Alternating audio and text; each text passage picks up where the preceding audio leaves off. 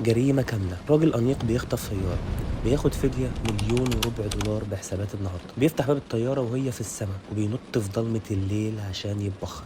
ركز معايا كده لو قلتلك ان دي القضية الوحيدة في تاريخ الطيران الامريكي والاف بي اي اللي اتقفلت من غير ما يعرفوا مين الجاني لحد النهاردة ولا راح فين ولا جثته فين. لو قلتلك كده هتصدقني؟ 45 سنة من التحقيقات، آلاف المشتبه بيهم، والنتيجة صفر. انا محمد سعيد، والنهارده في حكاوي مو احنا مش بنحكي بس قصة، لا احنا هنفتح ملفات الاف بي اي السرية ونحلل اذكى جريمة في التاريخ. كوباية قهوتك وعيش معايا ليلة 24 نوفمبر 1971.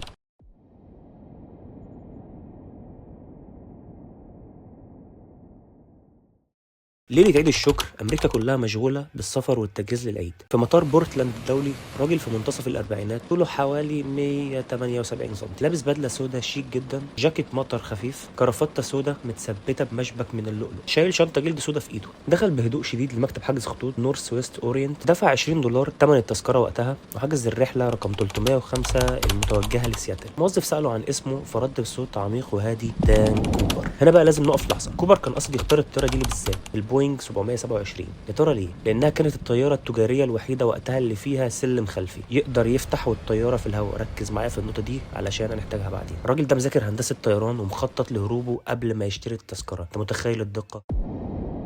الساعة 4:35 عصرا الطيارة بتقلع. كوبر قاعد في الكرسي رقم 18 سي في آخر الطيارة خالص. طلب مشروب بوربون والسيفن اب وولع سيجارة. واحد دلوقتي يسألني يقول لي: سيجارة على الطيارة؟ انت بتقول ايه يا عم انت؟ اقول لك ساعتها كان التدخين مسموح على الطيران، كانش في قانون يمنع التدخين على الطيارة. ما علينا. الطيارة كان فيها 36 راكب، محدش فيهم حس بأي حاجة غريبة. المضيفة الشابة فلورنس شافنر كانت معدية جنبه. كوبر اداها ورقة مقفولة بهدوء خالص. فلورنس بحكم شغلها افتكرته رجل أعمال بيعكسها وبيديها رقم تليفونه بقى، فابتسمت وحط الورقه في جيبها من غير ما تفتحها. كوبر لاحظ انها ما قرتش الورقه، شاور لها ومل عليها ووشوشها بنبره ما فيهاش اي هزار: يا انسه، احسن لك تقري الورقه، انا معايا قنبله. لحظه صمت.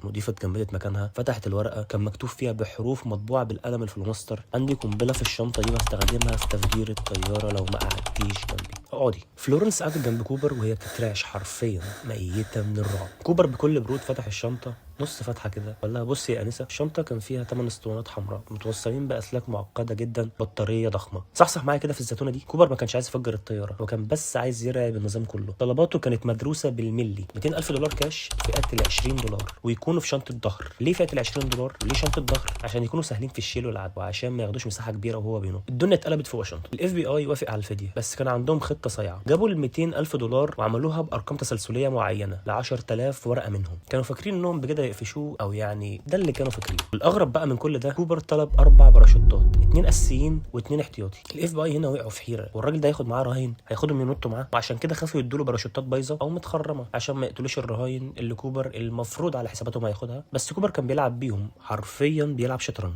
وهو قاعد بيشرب المشروب بتاعه في الهواء. الساعه 5:45 مساء الطياره نزلت سياتل، وكوبر سمح لل 36 راكب ينزلوا بهدوء، ومحدش فيهم كان عارف ان في قنبله على بعد كام كرسي بس منهم. كوبر اخد شنطه الفلوس والباراشوتات وطلب تموين الطياره بالبنزين فورا. هنا بقى كوبر عمل حركه صايعه تاني. المره الاولى باراشوتات، المره دي طلب من الطيارين يطيروا باتجاه مكسيكو سيتي، بس بشروط هندسيه مستحيله. قال لهم بالحرف كده: طيروا على اقل ارتفاع ممكن 10,000 قدم وباقل سرعه ممكنه، والفلابس اللي هي جناحات الهبوط تفضل نازله. ليه؟ الطيار استغرب، بس طبعا ما فيش حد كان عارف ان هو عايز يخلي الفلابس نازله او جناحات الهبوط تفضل نازله عشان لما ينط ضغط الهواء ما يموتوش والسرعه ما تبعتوش بعيد. الساعه 47 دقيقه بالليل الطياره اقلعت تاني الجو، والجو بره كان جحيم، مطر، تلج، رياح وضلمه ما تشوفش فيها ايدك حرفيا. كوبر طلب من المضيفه اللي اسمها تينا موكلو تدخل كابينه الطياره وتقفل الباب وراها. فجاه الساعه 8 بالليل الطيارين حسوا بخبط الضغط او اللي هي البريشر بامب، ودي هزت الطياره كلها. كوبر فتح السلم الخلفي. الطيار استغرب. كوبر ربط شنطه الفلوس في جسمه ولبس الباراشوت، وفي قلب العاصفه المرعبه دي وفوق غابات واشنطن الكثيفه والضلمه كوبر نط واختفى في المغرب.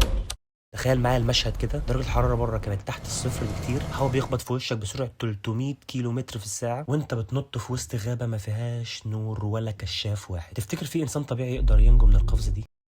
بمجرد ما الطياره نزلت بسلام، امريكا كلها بقت بتدور على دان كوبر. الاف بي اي نشروا الاف من القوات الجيش والشرطه والكلاب البوليسيه في غابات اريل بولايه واشنطن، المنطقه اللي توقعوا انه نط فيها. تخيل معايا حجم الكارثه بالنسبه للاف بي اي: غابات كثيفه، برد قاتل، مطر مستمر، حرفيا بيدوروا على ابره في كوم قش مساحتها الاف الاميال، والنتيجه: مفيش جثه، مفيش فلوس، مفيش باراشوت. الراجل اتبخر كانه عفريت.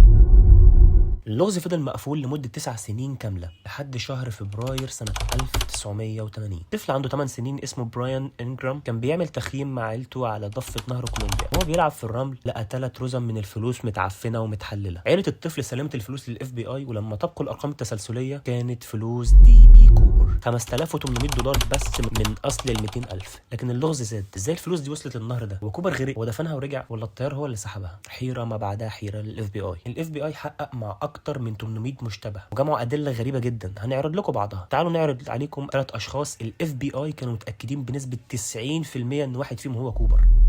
المشتبه الاول كينيث كريستنسن. ده بقى قصته مرعبه. راجل كان بيشتغل مضيف ارضي في نفس شركه الطيران نورث ويست، يعني عارف نظام الطيارات ومساراتها، والاهم انه كان مظلي سابق في الجيش الامريكي. بصوا على صورته وشوفوا الشبه بينه وبين السكتش بتاع الاف بي اي، نسخه بالكربون حرفيا. والاغرب انه بعد الحادثه بسنه واحده اشترى بيت كبير كاش من غير ما ياخد قرض. ولما اخوه ساله قبل ما يموت، كينيث قال له في سر انا مخبيه معاه بس مش هقدر اقوله. الاف بي اي ما قدرش يثبتها عليه عشان ما كانش فيه دليل مادي.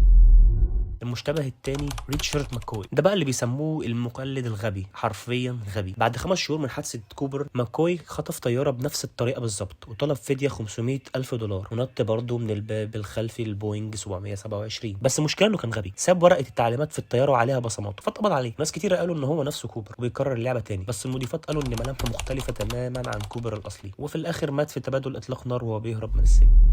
المشتبه الثالث روبرت راكسترو. ده بقى الباد بيس بتاع القصه. طيار في القوات الخاصه قبعات الخضراء، مظلي محترف وعنده سجل اجرامي في التزوير. عمره كان 28 سنه وقت الحادثه، بس كان يبان عليه اكبر من كده. كان بيبتسم للصحفيين ويقول لهم انا ممكن اكون هو وممكن لا، انتوا ايه رايكم؟ تقريبا كان بيلعب بيه. سنه 2016 الاف بي اي اعلن اغلاق ملف دي بي كوبر رسميا بعد 45 سنه من الفشل عشان يوفروا الموارد لقضايا تانية. هل كوبر مات من البرد والوقع في الليله المرعبه دي، ولا نجا بذكائه ولسه عايش بيصرف في فلوسه ومحدش عارفه لحد دلوقتي؟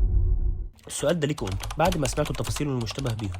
مين فيهم تحسوا ان كوبر الحقيقي، ولا هو اصلا شخص رابع احنا ما نعرفوش ولا التحقيقات جابته؟ استنى تحقيقاتكم في الكومنتات. لو الفيديو عجبك اللايك والاشتراك بيفرقوا جدا عشان نقدر نكمل. انا محمد سعيد ودي كانت حكايه الشبح اللي هزم امريكا دي بي كوبر. سلام.